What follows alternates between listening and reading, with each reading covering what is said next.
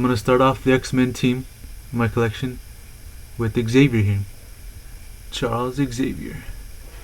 On his wheelchair and everything. And so far, from what I've seen, this is the best Xavier figure, to my knowledge. I've only seen one other one, that's from the movie.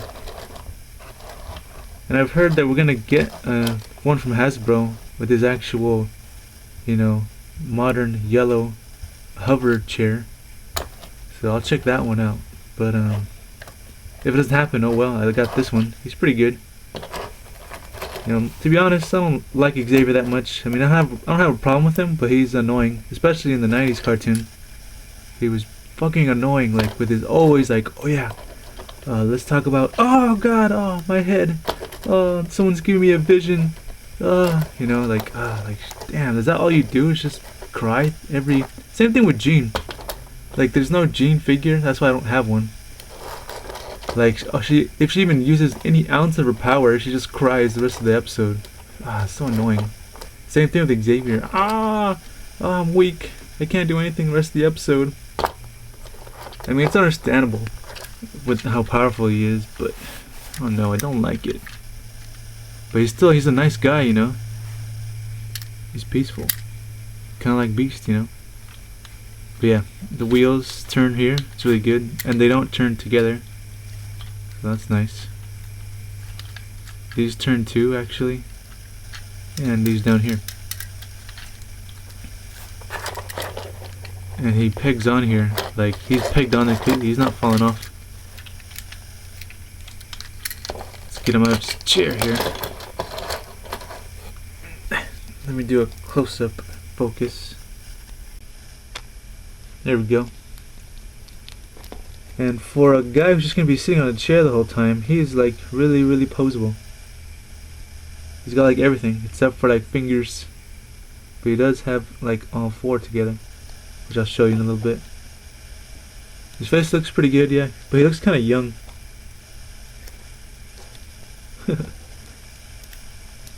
This is the figure I'm pretty sure most collectors have, because it's like the only one.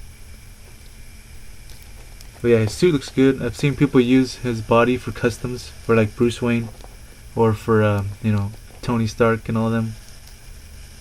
Because yeah, it's a good figure. His coat here is like on a rubbery piece, really thin, kind of like what NECA does. Okay, articulation wise, all you can do is you can turn his head left and right and go all the way up, which is pretty crazy. But you can't really look down that much. You can look down a little bit. Yeah. Shoulders are in pin and socket, but a little bit different. Like they're not on ball shoulders. They're just like this. I guess it's because Xavier is not buff, so they thought they'd use this. Which doesn't make sense if you use Bruce Wayne. He's pretty buff. Or Tony Stark. Yeah, swivel at the bicep, 2 points in the elbow, wrist swivel, and hinge at the hand. And the 4 fingers, they clamp together. He has no torso articulation, but he does have waist. And he's got the pin and socket, ball joints right there. Go in and out, side to side, up and down, so you gotta fiddle with it. Also got upper thigh cut right here. If I can get it, there we go. And then also a cut right here too, so he has 2. Upper thigh and middle thigh. I don't know why. 2 points in the knee. And also right here at the shin, swivel. Hinge at the foot, right here. Ankle pivot and toe articulation. So this guy is like loaded with articulation. It's pretty weird.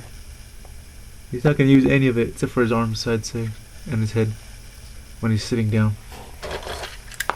Let's take a look at his chair here. Looks pretty cool. Reminds me of the movie a lot. I'm not sure if that's where it came from, like status. But yeah. It's pretty cool. It's like all plastic, but when it gets down here it's kind of rubbery for his feet. The pegs are right there, you can see them. And right here too. He's got like little controls on the handles. It's pretty cool. And he's got peg holes on the back right here for these, and on his feet. But the feet are like all the way at the heel, so they can fit on him on this part.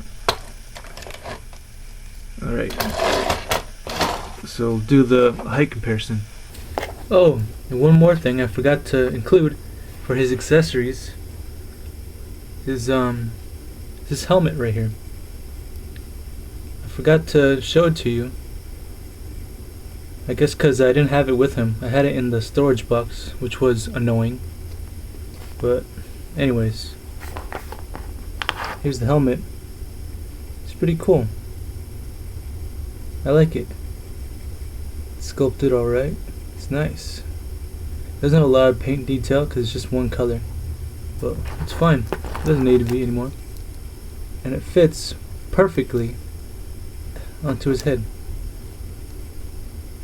Well, maybe not. You can see it's a little bit of space in there, but it doesn't fall off or anything. I mean, the only way it moves is if I use it with my finger. Yep. It's pretty cool. It actually looks a little goofy. That's just, you know, that's just my opinion. It's not bad. I can sense too much at the same time. His height is about 6 inches. We'll bring in some figures to compare him. And here's Toy Biz Marvel Legends Cyclops, which I'll review next after this. And here he is next to Xavier here. And I think Xavier's taller than him. Like what? Like I'm not sure, I think he is. And here is Hasbro Marvel Legends Wolverine, which I'll be reviewing as well. Here he is next to Xavier, and he's pretty short, which is good, because Wolverine's supposed to be short. So I'm liking his height. And I do have Magneto, but I have the Marvel Select one, so he might be a little taller than Xavier. But I'm not gonna bring him out for this review, because you know he's buried somewhere in a box from storage when I moved. So yeah, Xavier, good figure. I'm not too fond of the character, but you gotta have Xavier to have the X-Men team. You know, he's gotta be in charge. He's gotta give them advice, tell them what to do, and he's gotta tell Cyclops to lead them. So yeah, he is a must-have, I'd say. But yeah, stay tuned for the next X-Men figure review from my collection. It's gonna be Cyclops next. Alright, thanks for watching.